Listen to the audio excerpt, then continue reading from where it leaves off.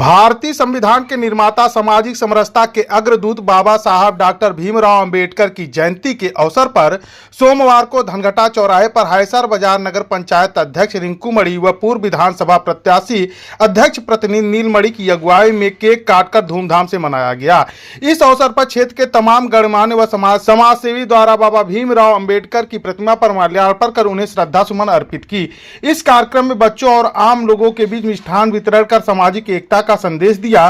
सभी ने बाबा साहब के विचारों और उनके संघर्षों को याद करते हुए सामाजिक न्याय एवं समानता के लिए कार्य करने का संकल्प लिया।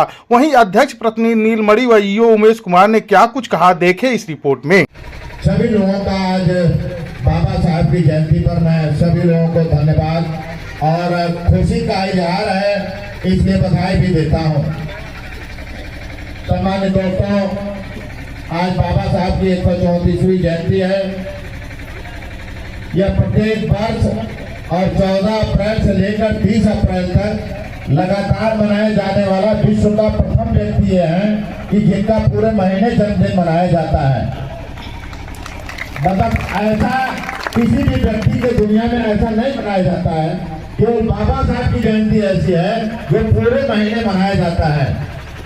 अब तो लोग कितने बड़े तक रहे होंगे। समाज शास्त्रों, बाबा साहब का जन्म उस दौर में हुआ था जब मानव को मानव नहीं समझा जाता था। कितनी परेशानियां रही होंगी, लेकिन धन्य हो बाबा साहब का जन्म होता है।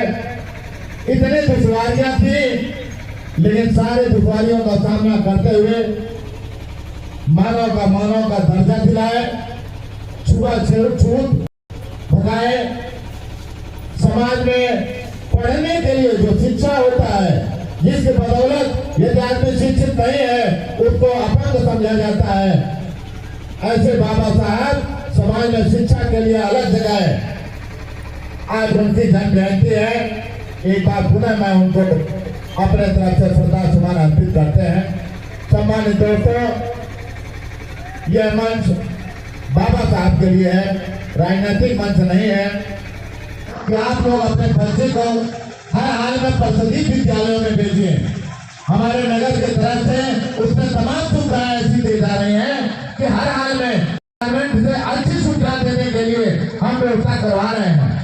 आप अपने बच्चों को हर हाल में परिषदीय विद्यालयों पर भेजिए। मेरी जिम्मेदारी है आपके बच्चे अच्छे से अच्छा शिक्षा ग्रहण करेंगे। आगे मैं ये कहना चाहता हूँ कि आपका ये कहना हो कि शायद पूरे यूपी में ऐसा शिक्षा, ऐसा स्वास्थ्य सुविधाएं नहीं मिलती होंगी किसी भी नगर पंचायत में।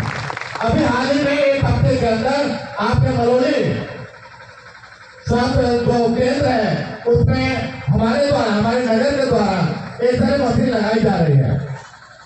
उसके कुछ दिन बाद मैं अल्ट्रासाउंड के लिए भी प्रस्ताव कर रहा हूँ, जिसमें 1 रुपया आप लोगों का खर्च नहीं होगा। अल्ट्रासाउंड फ्री में होगा, इसकी व्यवस्था मैं दे रहा हूँ। इस समय परिषदीय विद्यालयों में 25 विद्यालय है, सारे विद्यालयों में स्मार्ट क्लासेज मैं चालू करवा रहा हूँ। पता है आज के दिन 1891 में बाबा साहब का जन्म हुआ था। ये मध्य प्रदेश के महू में हुआ था। बाबा